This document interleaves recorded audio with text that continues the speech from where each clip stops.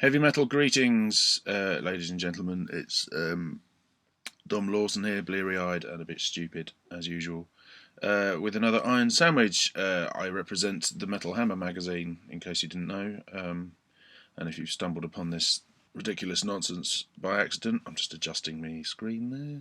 If you've stumbled upon this whole thing by accident, then I apologise in advance for the large amount of witless bollocks that you're about to be exposed to. Unless, of course, you have the good sense to switch it off.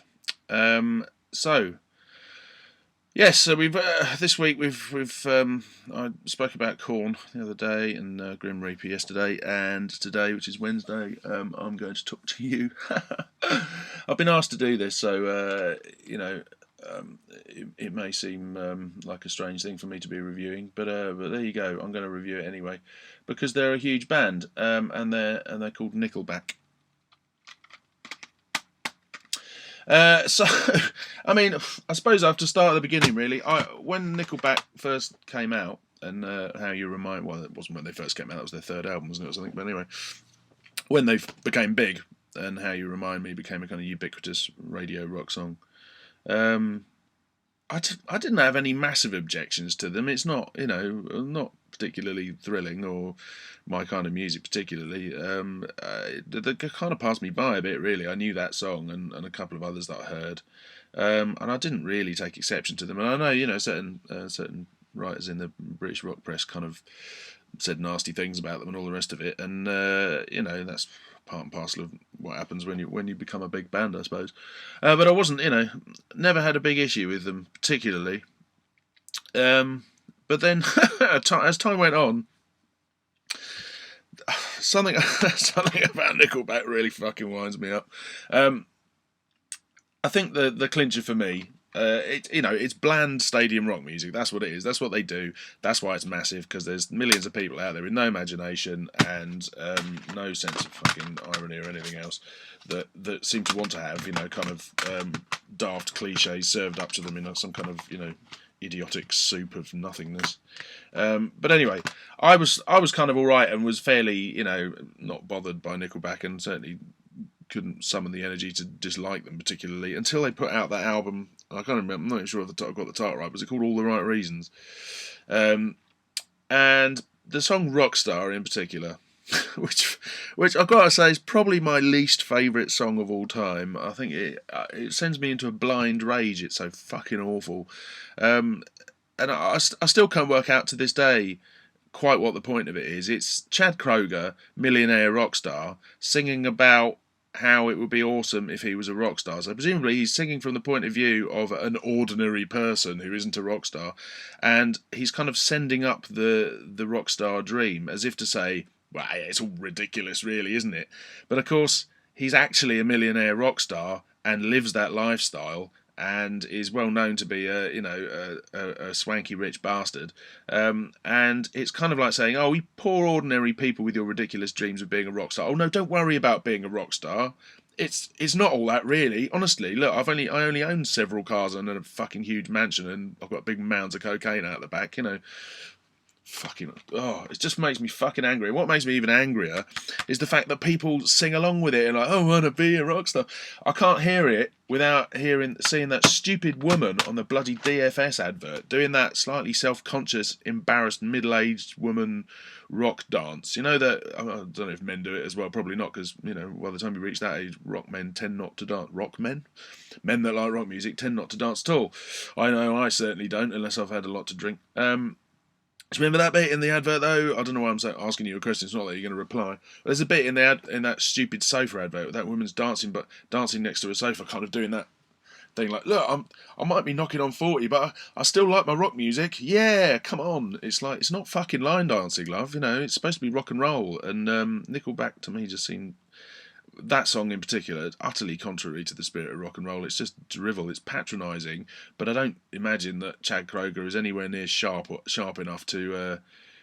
or maybe he is. Maybe he's an evil genius, and that it's, it works on so many layers that it's just gone over my head, I don't know.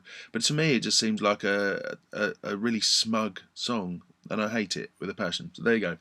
They've done plenty of other awful songs as well, but that was the one that's kind of set me off. And then when it came to their last album, Dark Horse, I never made it past the first song because it's got the first song's called "Something in Her Mouth" or something along those lines. She looks pretty or she looks cute with something in her mouth. Now he's talking about his penis. I mean, let's not beat around the bush, matron. Chad's talking about his cock, and it's a song about he's watching this girl dancing on the dance floor, and ooh, isn't she sexy and blah blah blah, and he's basically fantasizing about shoving his wanger in her gob, and it's I just found it a bit odious, really. I mean, nothing wrong with the old wanger gob interface by any stretch of the imagination. And of course, if you actually find men that look like Afghan hounds attractive, then I'm sure that Chad singing about that is a wonderful thing. But really, come on, you dirty old fool. Really, it's just horrible. And the rest of that album, I've never heard it because I couldn't get past that first track. To be honest with you, I just thought it was shit. But like I say, I'm reliably informed by people that they've had some good tracks on their albums as well. And I do remember reviewing an album for the other magazine ages ago. I think the follow up to the first big album. I can't remember the title of it. I don't suppose it matters what it's called anyway. The Long Road, was it? Something like that. Which had a couple of good tracks on it that I quite liked and some decent riffs. And it was a bit heavier than you'd imagine from the band that did How You Remind Me. So fair do. So here we go. It's 2011 and they have a new album out.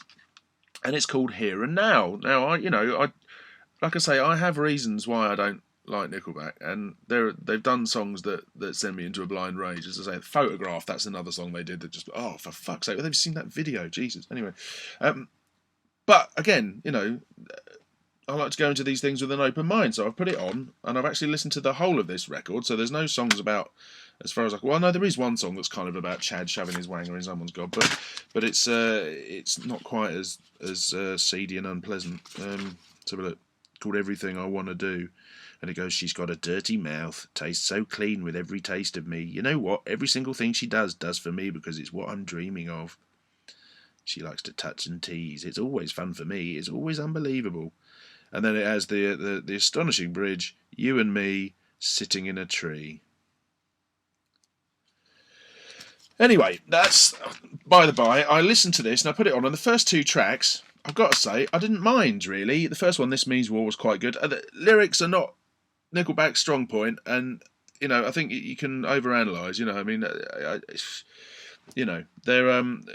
they're kind of universal themes and very kind of basic love songs and whatever, and songs about, ooh, let's rock out and all that. And it's all very, very middle-aged and bland and aimed at people that don't really like rock and roll or anything like, fun or excitement. But it's kind of a nice, safe, sanitized version of rock and roll for people. This Means War had a decent riff on it. Quite like that. I quite like the riffs. It was a bit heavier and almost metal in a way. And then Bottoms Up, the second track. If it was a song about, I don't know, if it was a song about bottoms, I think it would be more entertaining. But it's actually, presumably, it's a song about drinking. I can't say. Again, I didn't really read the lyrics to that one. It kind of passed me by. But musically, I quite like it. It was all right. Again, not the kind of thing that I'd necessarily listen to. And then later on in the album, there's some okay tracks. There's one called "Gotta Get Me Some," which is all right.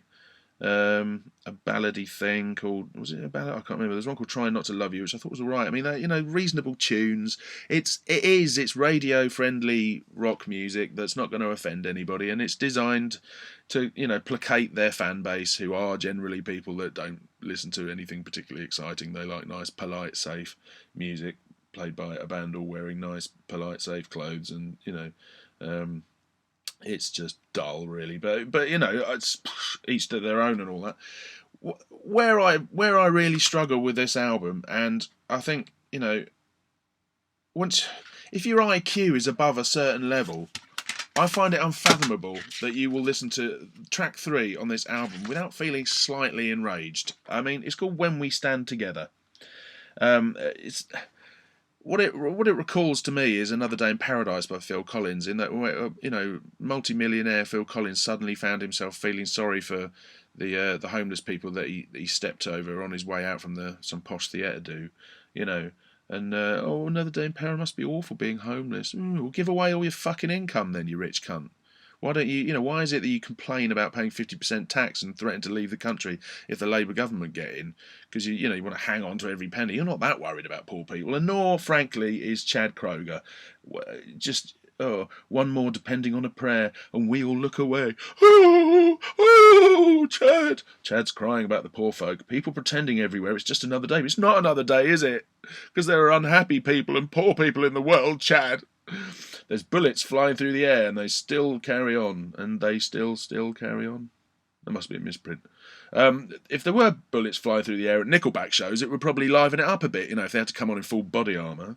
But no. We watch it happen over there and then just turn it off. Well, that doesn't even rhyme with carry on, so that's not very good. We must stand together. There's no giving in. Hand forever. That's when we all win. Well, you've already won, haven't you, Chad? You're an incredibly rich man.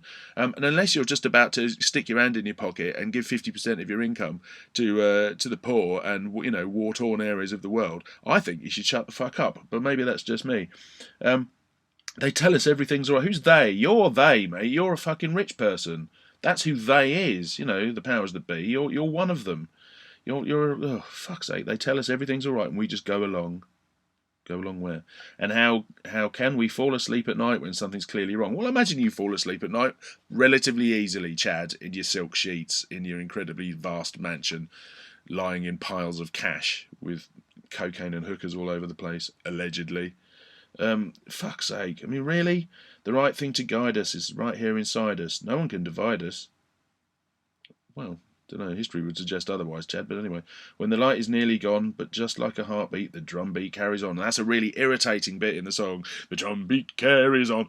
It sounds like Life is Life by Opus, and if you're old enough to remember that kind of Euro atrocity from yesteryear, then that's what it sounds like. It's like a bad Eurovision song with horrible, jangly acoustic guitars that you just want to smash over Chad's head. Honestly, just so awful. Watch the video as well, because it's full of starving children and all that kind of shit, and it's just, oh, poor Chad, oh, must be terrible. His conscience plaguing him there as he buys another Bentley, fucking hell. It's just sickening. I would be all right with Nickelback if they didn't do things like this. It's this kind of everyman, we're in touch with the people kind of, I'm singing about real lives, because we remember what it was like before we were incredibly rich, and we can relate to you like you can relate to us. It's a wonderful thing. We have this relationship with our audience where we sing about things that they can all relate to. I'm sorry, but the evidence doesn't bear it out there, mate. If you're going to sing those kind of songs, then put your money where your mouth is, or shut the fuck up, really. Just horrid. I mean, take that song off Here and Now, and it's a decent, sturdy, but bland rock album that will sell a lot. It will sell a lot anyway. That song, When We Stand Together, actually makes me want to shit blood. It's just unfathomable that anybody could write that with no sense of irony whatsoever, and bosh on about how much you care, and isn't the world a terrible place? War, and we all just look away, and maybe we should all do a bit more to make the world a better place. Yes. The fuck, really? Is that supposed to be profound? And that, to be honest, the lyrics on the album are in general a lot of really horrendous cliches kind of glued together. It's just, there's not a single original thought expressed on this record, and you just wonder who it is that likes Nickelback. I don't, because they're huge. I mean, they're an enormous. Well, nothing I say about them is going to make the slightest bit of difference. I mean, he's known to be a bit touchy, but whatever. Fuck him. It's sorry, mate. I struggle to pay the bills. Bothered, I'll say what the fuck I like. But it just really. Who goes, oh, brilliant, new Nickelback album, I'll rush out and buy that. I just think, is that the only band you've ever heard? Is this the first band that you've never heard music before? And that was, Nickelback, loud guitars, that's good. Don't get it at all. I think there's something, I think as somebody who, I love music, family aside, I love music more than anything in the world, and it means a huge amount to me. And to hear it reduced down to that is quite irritating, really. You just kind of think, really, is that the best you can do? And the thing is, it's the playing it safe that's annoying. It's understandable. They're not. Nickelback have never claimed to be experimental, and nor should they be. Any more than AC/DC should be. They're a big mainstream rock band, and they make big mainstream rock tunes. But there's a paucity of ambition, even within that formula, that is quite astonishing at times. But I say, the first two tracks I quite liked. So, there you go. I think I was kind of half expecting to sit here and decimate the entire thing and say, this is the worst record I've ever heard. But no, there are many worse things than Nickelback. All in all, I think it's inoffensive for the most part, but just there are certain moments that just make me think, really, I cannot tolerate you or your mealy-mouthed, fucking disingenuous worldview, Chad Kroger. Just horrible. And When We Stand Together is definitely up there with Rockstar as one of the worst songs I've ever heard. Is that the drum beat carries on bit, mate? Really makes me want to smash things with a massive hammer. It's just awful. But it will sell millions, and like I say, nothing I say will make the slightest bit of difference. So there you go. So what I say is just to even things up a bit, don't buy the new Nickelback album Here and Now because it's not that good, and buy something good instead. Support decent music made by people that aren't horrendously smug and make you want to punch people. It's got why has it got a grandfather clock on the front? Here and Now. It represents time. I see. Wonderful. Even the title Here and Now, is that the best you could come up with? Couldn't you have called it Bottoms Up? At least then you could have had a picture of a big arse on the front. Yeah? Next time, Chad. This was an Iron Sandwich. I would apologise to any Nickelback fans out there, but really, I think you probably should have guessed it wasn't going to go well. But like I say, first 2 tracks. Woo! Yeah, so thanks very much for watching. Another Iron Sandwich tomorrow, hopefully. Cheers. And yeah, that's it. I've run out of things to say. See you later. Cheers. Bye.